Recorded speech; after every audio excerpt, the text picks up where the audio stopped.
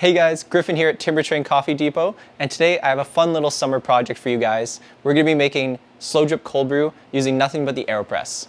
Let's get into it.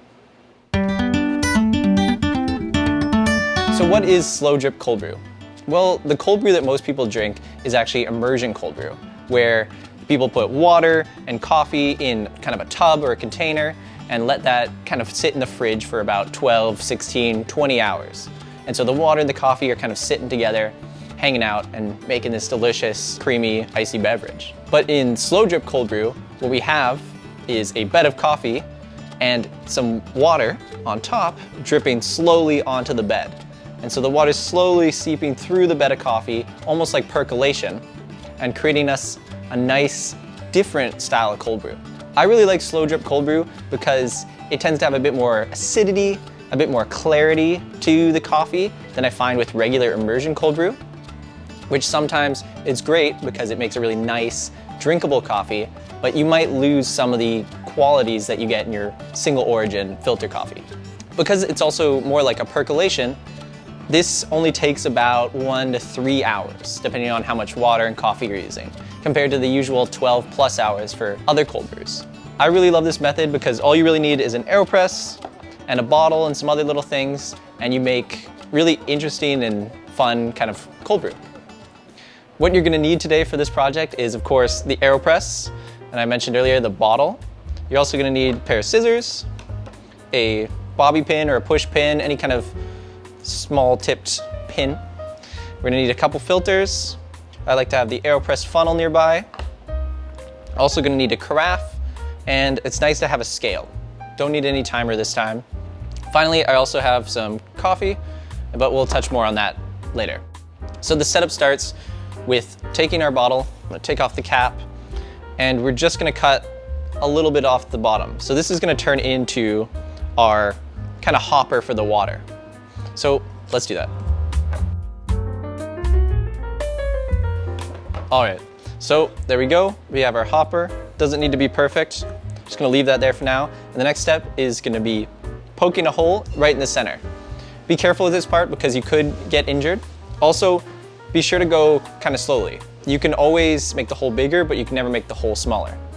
The goal here is to make a hole just big enough so that it drips about 1 drop per second. So I'm gonna poke a hole, throw it back on the bottle, and actually fill it up with water and test it out. All right, so I poked the hole.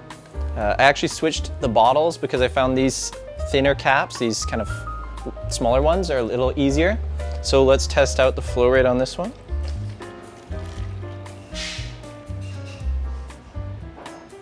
So that's just about right, about 1 drip a second. Looks pretty good. So let's move on to the next step. Okay, so the next step is actually loading the coffee into the Aeropress. So what I'm gonna do, get rid of the plunger, we don't need it today. I'm gonna take our Aeropress and I'm just gonna pre-wet a filter, throw it in there, rinse it off. I like to rinse the filter a fair amount in this stage just because of the time that the water and the coffee are gonna be in contact with the filter. It could release more of that paper flavor. So give that a rinse. We're gonna screw it on the bottom here. Throw this onto our scale and we're gonna dose out our coffee. So for today's recipe, I'm gonna be using 38 grams of coffee. This is ground right around a medium, a little finer than a pour over maybe. Level it out there. Awesome. All right, so for the next step, we're actually gonna take another filter and we're gonna cut it down a little bit just so it can fit inside the Aeropress. So what this does is it kind of acts as a dispersion screen so that when the water is dripping onto the bed of coffee, it doesn't just dig a hole kind of straight through the coffee. It helps the water spread out and hit all those grounds to make it a little bit more even. So all I'm gonna do is cut a small circle around. Doesn't need to be perfect. This is just enough to get it to fit inside the Aeropress. So we're gonna take that and throw it in there. Sometimes it's a little hard to get it level. Push that down. So it's nice to kind of seat that with a little spoon maybe. Alrighty, now we're good to set it all up. All right, we've set up our slow drip system. We've dosed the 38 grams of coffee, put a filter on top. I have our bottle with the hole poked in the tip. And now we're ready to dose the water part. So because it's still cold brew, I like to have a fair amount of ice in the chamber. So we're gonna start with that. I have my scale on and we're gonna dose 100 grams of ice. Awesome. Now we're gonna tare it again. We're gonna add about 400 grams of water. So not all bottles are gonna be able to fit all this. So I recommend maybe coming back and topping up the water after a little bit. So we're 275 there. So I have another 125. I'm gonna come back and pour in as this goes down. But as we can see, it's already dripping about once a second. And so it's gonna take a bit of time before we start to see it coming out the bottom, but this is the whole system. This is all you need to make great slow drip cold brew. This recipe makes kind of a concentrate, which is really good to throw in with some ice and let the ice dilute it a bit to make a really nice cold coffee.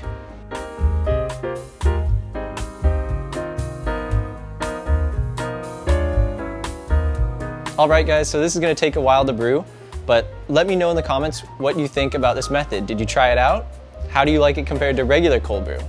If this is too much of a hassle, I have seen a company called Puck makes a system for the Aeropress slow drip that's a little bit more convenient, but this method still works perfectly.